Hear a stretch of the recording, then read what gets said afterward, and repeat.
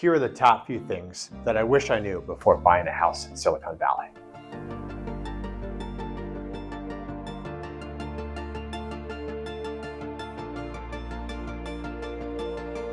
Hey guys, welcome back to the channel. And if you're new here, my name is Forsyth James, and I'm a realtor in Silicon Valley. And as much as I love making these videos, I really love helping you with understanding real estate and any questions you might have. So if you want to reach me, please reach me on any of the means below, and I'd be happy to help. So let me tell you my story. So 27 years ago, I bought my first house, a 2-bedroom, 1-bath house at 2404 Palm Avenue in Redwood City, if you care. The reason I bought it was because I was getting married, right? I had just got married and I needed a house. That was the reason I purchased. And you want to think probably long-term, what's best for you. And right at that particular time, it had a 2 bedrooms and 1 bath, and it had a little bonus room that could be a family room. So it had, a living room, dining room, kitchen, 2 bedrooms and a bath, plus this little bonus room, which we kind of liked. And a nice little yard and, pretty nice street. So what are the lessons learned from my purchase? Well, first of all, there were a few unexpected costs that I didn't really think about. And I think, when you're buying a house, you should try to think forward a little bit more on some of these things. But one thing, the windows really weren't, double pane. And so at night, I could feel the cold come through the window when I'm sleeping in the bedroom. And that kind of bothered me, right? Did I ever replace the windows? No. But it was something that I really, I could afford the house, but did I want to remodel it right away? No, I didn't. And did I ever remodel it? Actually, we did some, but not a whole lot. We can talk about that in a little bit. But that was one thing that sort of like, okay, maybe if I'd really thought about it, I would have bought something that had double pane windows from the beginning, but I didn't think about it. Second thing that I didn't think about, which did cost me some money, was the water heater, right? So the water heater, after I bought it, even though I had a home warranty that covered for part of it, broke and I had to replace the whole thing. And it was like, I think $800. At the time, I was like, I just spent a lot of money on a house, and it was just a few weeks afterwards, and I had to pay more money now to basically get this thing fixed. And it covered the water heater itself, the home warranty, so that was really great, but it didn't cover the code compliance to put it on a pedestal and to raise it up and to redo the flue line. So I had to pay for all that, and that was $800. Otherwise, it would have probably been like $1,500, which would be even worse. So home warranties are a good thing. So that helped a little bit, but unknown costs, little things like that can add up. So let me give you a tip. If you're going to buy a house, right, in Silicon Valley or anywhere else, right? One thing you want to think about is school district, right? Because good schools actually help the value of the house, and bad schools, really bring the value down a little bit, right? So you can get a lower value in an area that doesn't have good schools. But if you're going to utilize the schools at some point, or never at all, it's not bad if you can try to get into a better school district, right? So that's one thing I think you should think about when you're buying. In the area that I bought in, the schools were not good, right? So, but we didn't necessarily care because we weren't going to live there for that long. But I want you, if you're going to think about living there long term, which a lot of people do live there more than 5 years, 30 years. They could live there for a long, long time, their whole life if they wanted, and other people move. So it depends on your needs and what you're looking for, but remember schools, and then remember location, right? So busy roads sell for less money, areas that have, nice quiet street, doesn't have a lot of traffic, that will sell for a little bit more, but also, doesn't have the traffic noise. And I think there's some desirability factor there. I want you now to think about remodeling, right? So be sort of strategic about remodeling, and I'll give you my remodeling story in a bit, but I want you to think about long-term, how long you're going to be in the house and what you're going to do to remodel it, because the dollars you spend, you want to be able to get those back when you sell it. So just keep that in mind. Now, let me give you my story. I did some remodeling when I moved into my house pretty much right away. So we did the floors. The floors were scratched, so I had a hardwood floor guy come out and he refinished all the floors, which typically is pretty simple. But he kept going back to the electrical box, right? And I didn't really ask any questions. I'm just like, hey, he's working. And I was there the entire time when he was working. He kept going back and back and back. Well, what happened was he was tripping my circuit breaker and he actually burned it out.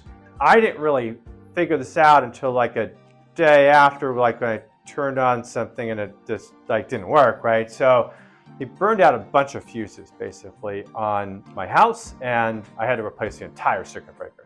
And that was like $2,500, right? And I couldn't really go back to the guy because I couldn't really prove that he did it. They didn't catch him in the act, but it was like unexpected. So I had to pay for the floors and for this new circuit breaker box for the electrician. Like literally he melted all of the circuit breakers. He flipped it so many times because, you know, these sanders they use are super lot of electricity that goes into them to sand the floors.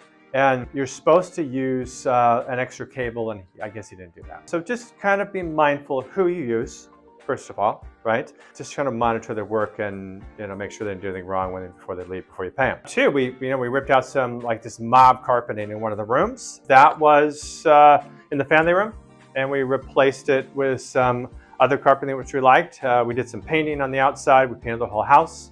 We ripped out some bushes in the back, ripped out a shed in the back corner, brought some trees and some brand new lawn in because the backyard was really overgrown and we wanted a place that was nice, neat and clean.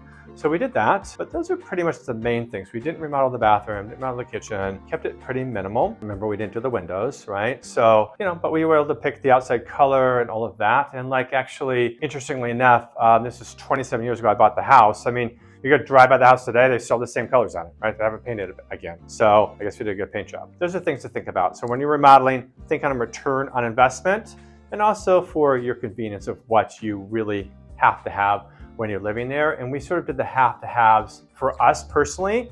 And then when we sold it, just a few years later, we were able to move on. And we actually made a very good profit on that house. I want you to keep in mind, when you buy a house, always realize it's going to be for sale at some point.